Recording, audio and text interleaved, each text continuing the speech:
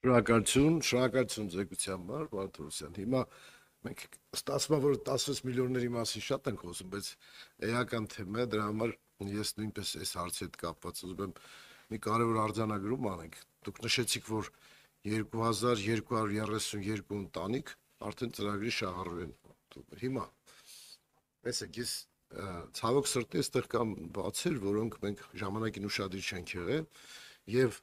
մի որոշ մասը ոչ թե սահմանամերձ գյուղի բնակիչներ են,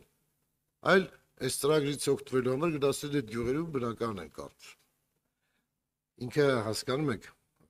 բարոյական տեսակետից մարդկային չի, որտեղ սահմանին ապրող գյուղացին այդ հնարավորություն չունի եւ տեսեք անցած տարի մայիսին նոր մեր գործընկերն ասաց, որ որոշում ունեն կենտրոնական բանկի, բայց մինչև այդ են դիմել մարդիկ եւ մերժվել են զուտ այդ վարկային որոշակի դասակարգման համար, ոչ թե չեն վճարել, այլ դասակարգվել են։ Հետեւաբար այս անարդարությունը վերացնելու համար ես ձեզ պիտի խնդրեմ, որ օգնեք մեզ եւ մեր ժողովրդին, որ ծրագիրը շարունակվի, գոնե այդ մարդիկ, որոնք իսկապես այդ այլևս այդ բաղադրիչներով մենք բավական խստացրել ենք եւ էլ որպես ժողովրդի լեզվով ասած ամառանոց չենք թողելու կառուցել, էլի։ Մենք կոնկրետ սահմանամերձ գյուղի բնակիչները շատ մեծ կարիք ունեն, որպեսզի կարողանան իրենց զավակների համար տներ կառուցեն։ Եվ նաեւ այս հարթակը օգտագործենք, կոչանենք, որ ովքեր էլ օգտվել են եւ որպես ամառանոց են կառուցել, թող հանձնեն գյուղացիներին այդ բարի կամքով, որովհետեւ պետությունը փոխհատուցել է եւ իրանք ոչ մի կոպեկ չեն ծախսել։ Սա եթե անեն այդ քայլը, մենք խրախուսենք այդ մարդկանց, ովքեր որ այս իմաստով կխնդրեի, որ դուք ճիշտ նշեցիք, որ դեռ 500 հոգի երթագրվել են եւ ցանկություն ունեն կոնկրետ քաղաքացիներ ինձ դիմել են, ես պիտի խնդրեմ, որ մեզ ասեք կշարունակվի ծրագիրը, թե ոչ, որտեվ ես պետքա ձեր ասածը փոխանցեմ ուղիղ ձևով, որպեսզի մարդիկ ծրագրեր իրենց անելիքը։ Շնորհակալություն, պարոն Բագրատյան։ Փոխանցելու բան չկա, հրապարակային խոսում ենք, իստեմա կլսեն։ Հաստատման դեպքում վերջնական կասենք, բայց ես ասում եմ մեր քննարկումների եւ մտադրությունների մասին, որոնք հակում ունեն դառնալու իրականություն։ Ձեր իսկ օգնության, որտեղ նաեւ բյուջետային միջոցներ են դրա համար անհրաժեշտ, որոնք այս պահին բյուջետավորված չեն եւ մենք պետք է նայենք, տեսնենք որտեղից ենք, օրինակ այդ հավելյալ մոտ 1000 տան գումարը 26 թվականի համար նախատեսում, հետո էլ parza 27-ի, 28-ի, որտեղ մենք սա հիպոթեկային ծրագիր է ըստ էության, հա։ Բայց ես չեմ կարող չանդրադառնալ ձեր մյուս դիտարկումներին, տեսեք, նախ ես չեմ կարող ընդունել զուտ դասակարգվել են բառակապակցությունը։ Ոչ մի բան զուտ չի լինում, պարոն Բագրատյան, դա մարդու ֆինանսական վարքագիծն է։ Ֆինանսական վարքագիծը, որը կարող է շատ հազվադեպ դեպքերում նաև ֆինանսական կամ որոշակի դեպքերում ֆինանսական գրագիտության պատճառ լինել եւ մենք պետք է նաեւ այո այդ ուղղությամբ աշխատենք, փոքրուց երեխաներին սովորացնենք, որ եթե պարտքով փող ես վերցնում, պետքա ժամանակին հետ տալ կամ երբ որ ուզում ես վերցնես, լավ մտածի հետ կկարողանաս տալ, թե չէ, կամ եթե օրինակ գյուղատնտեսական վարկ ես վերցրել, մի գնա բանակի քեֆարա կամ այդպիսի բաներ կամ հարսանի կամ այդպես շարունակ եւ ես չեմ կարծում, որ մենք պետքա որևէ կերպ խրախուսենք ոչ կարգապահ ֆինանսական վարքագիծը եւ հետեւաբար այդ մասով նաեւ նշեցինք պարոն Թունյանի հարցինի պատասխան, որ բուն վարկի չափով այդ հարցը լուծված է, այսինքն 16 միլիոնի շրջանակներում մենք չենք դիտարկում իր վարկունակությունը, եթե ավել է ուզում, արդեն բանկը ինքն է որոշում, որտեղ ռիսկն էլ է բանկին։ Հիմա մյուս մասին, պարոն Բագրատյան, ես օրինակ ամառանոց ունենալու, որ մեր քաղաքացիները ուզում են ամառանոց ունենան, օրինակ նույն սահմանամերձ գյուղում, ինչ վատ բան կա դրա մեջ։ Եթե նույնիսկ ինքը շաբաթական մեկ անգամ, ամսական մի քանի անգամ, տարվա մեջ մի քանի ամիս գա այդ գյուղ, իր հետ բերի իր եկամուտի մի մասը, իր ընտանիքի անդամներին, որոնք էլի կարող են գյուղում ինչ-որ ժամանակ մնալ, կարող է գյուղի միջավայրը մի օր իրեն դուր գալ, մեր կառուցած օրինակ չգիտեմ 1 միլիարդ դրամանոց դպրոցն էլ դուր գալ ավելի քան իր համայնքի դպրոցը եւ այդ մարդը ավելի շատ կապվի այդ համայնքի հետ, կամ նույնիսկ չկապվի էլ ամբողջությամբ, բայց ինքը ապահովի նաև տնտեսական շարժ, հա, այդ տները վաղը կարող են դառնալ բաներ, գիշերակացի bed and breakfast-ներ, ոնց են ասում, մահճակալ եւ նախաճաշի կենտրոններ այդ գյուղերում, եւ ես օրինակ գիտեմ մի գյուղ, որ դուք էլ վստահաբար գիտեք, ու այդ գյուղի համար առանձին ծրագիր կա, եւ այդ տեղել են հենց բողոքում է ձեր ասածից Վայքի Գոմք գյուղի մասն է խոսքը, ես ինքս զբաղվել եմ այդ հարցերում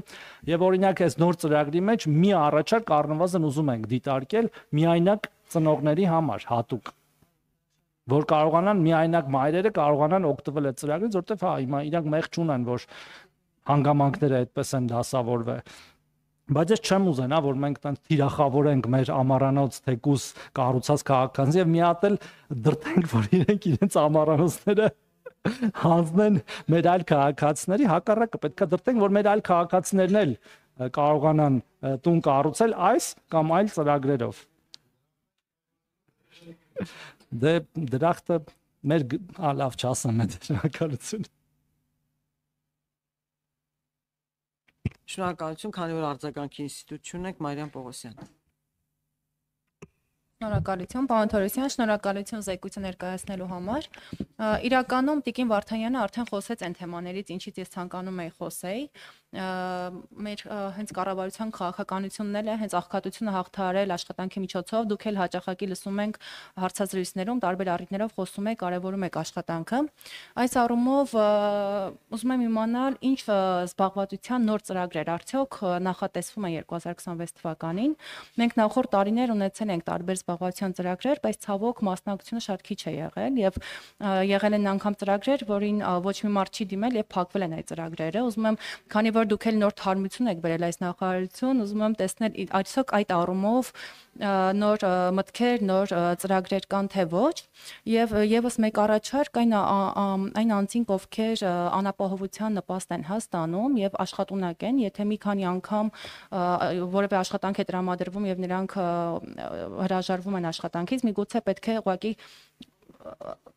արդեն 3 անգամից է դա, հա, այս պարագայում ես ուզում եմ իմանամ նոր շունչ, նոր ծրագրեր, այստեղ մենք ունենք ծրագրեր տարբեր, հա, այդ անհուսալի վարկերի ծրագրով, որ բերում ենք էլի աշխատաշուկա, տարբեր ծրագրեր ունենք նաև Լեռնային Ղարաբաղից բռնի տեղահանված անձանց համար, բայց նաև այլ ծրագրեր, ովքեր որ այդ ոչ մի հա այդ խմբի մեջ չեն մտնում, բայց փաստացի աշխատանք էլ չունեն, կարծում եմ այս ուղղությամբ պետք է մտածենք եւ երկրորդը նաև մյուսը նաև վերաբերվում էր դայակի ծրագրին։ Մենք ունեցել ենք դայակի ծրագիր, ինչը բավականին հա լավ ծրագիր էր, բավականին լավ արձագանքներ ենք եւ անդադ քաղաքացիներից լսում ենք, թե ինչքան կարեւոր ու լավ ծրագիր էր, թեկուզ ինչ որ չափով, եթե ամբողջությամբ հետ չէր փակում դայակի ծախսը, ապա ինչ որ չափով մեծ բեռից ազատում էր եւ հատկապես միայնակ մայրերի համար նաեւ հնարավորություն կտա, որ նրանք նաեւ աշխատաշուկա մտնեն կամ վերադառնան իրենց հին աշխատանքին։ Այս երկու կոմպոնենտը, որ նաեւ հենց անմիջականորեն կախված է աշխատանքի հետ։ Շնորհակալություն։ Շնորհակալություն Տիկին Պողոսյան, ես ինչ որ չափով իհարկե կհամաձայնեմ ձեր հետ, որ արդեն ասացի, որ մենք մեր զբաղվածության բլոկը պետք է չասեմ ռադիկալ, բայց տենց էականորեն վերանայենք։ Նոր ծրագրեր իհարկե կան եւ նույն օրինակ այդ անուսալի վարկերի շարունակությունն էլ է այս տարի սկսված եւ մյուս տարի շարունակվող ծրագիր, որը երկու հարց է լուծում, նախ ֆորմալ զբաղվածության դաշտը բերում էր քաղաքացին եւ նաեւ դրթում է աշխատել կրկին ֆորմալ, որպեսզի նրանք համալրեն աշխատաշուկան, ընդհանրապես աշխատուժը եւ չմնան տանը չաշխատած վիճակում եւ նաեւ հարկեր գեներացնեն։